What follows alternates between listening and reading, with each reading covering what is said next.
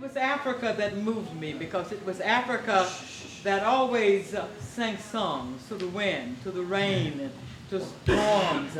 Whether it was to the great Shango and Steal Away Home, or to Oya, the great wind goddess. And there was one to Oya that really struck me as a child. I didn't understand it until about 10 years ago when I really recognized the war on the environment, that I thought my father and mother were crazy when I was a child, and they were talking about, you know, everything from charcoal for water to not breaking a limb off of a tree unless you were prepared to plant 5 more.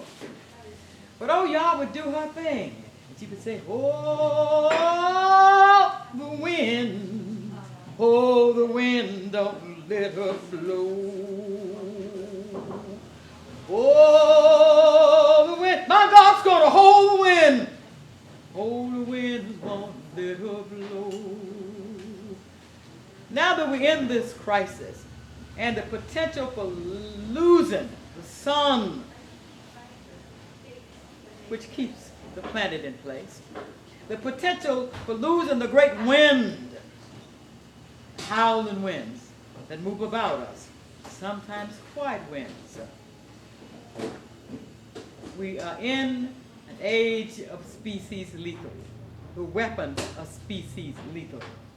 In an age when we are challenging the very planet on which we live and all of the resources, that natural resources, because those are the only resources ultimately that keep it in place. So in an hour like this, we need to stop and hold our breath for long enough to begin to appreciate the planet itself. A planet that has not opened its bowels for billions of years so that life might have a chance. And we challenge that very foundation of the mother planet. We can dream about Mars and the moon. We can dream about Venus and other places. We can dream about fresh water flowing in rivers somewhere. But ultimately, this is the bird in the hand. And I'm not talking about the hands of Gillibrand who kills birds. And I said that with all seriousness. We have a senator who kills birds. I'll come back to that. We are talking about the planet. The planet which provides us with life. It's not always easy. My father would always say, Mother Nature is not always kind. So we would have bad seasons. I grew up on a farm. You about figured that out by now for the first 15 years of my life, in and off the farm. But I always appreciated the fact that if we work with nature and not against nature, if we work with the water, so if you go down there where my great-grandfather and grandfather had all of this raggedy land in Mississippi, the one thing you will notice is there's not one erosion line because you don't work against Mother Nature. Water seeks its course, and you make sure that it takes its course. These are just the simplistic things, right? The things we found so simple then are so complex and complicated now. As I make a path for the United States Senate, I am not just running to get an office. I am running to build a platform for the 21st century, a freedom agenda with an economic bill of rights. An agenda that says, in the terms of energy, we got plenty of it. All we need is the common sense to be able, one, to revisit high school curriculums and say that we want to do what?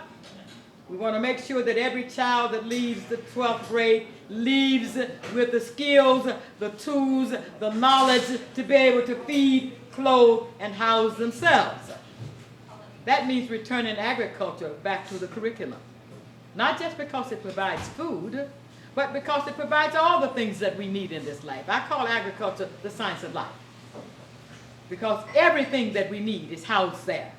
We never had needs when we were in the woods in Mississippi.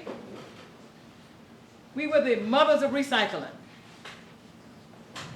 We struggled for water all the time, but we always figured out a way. I remember my dad had a little old stick with some points on the end. And he'd be walking around with his stick. You know that darn thing works sometimes, but not always.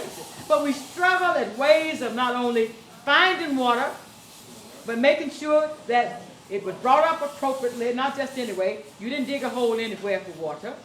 You didn't plant a toilet on the hill because what?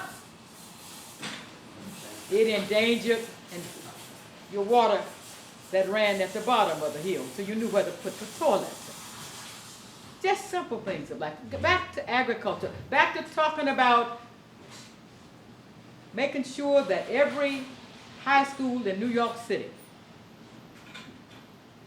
is partnered with the community and families, partnered with small businesses, and partnered with the farm community outside of the city.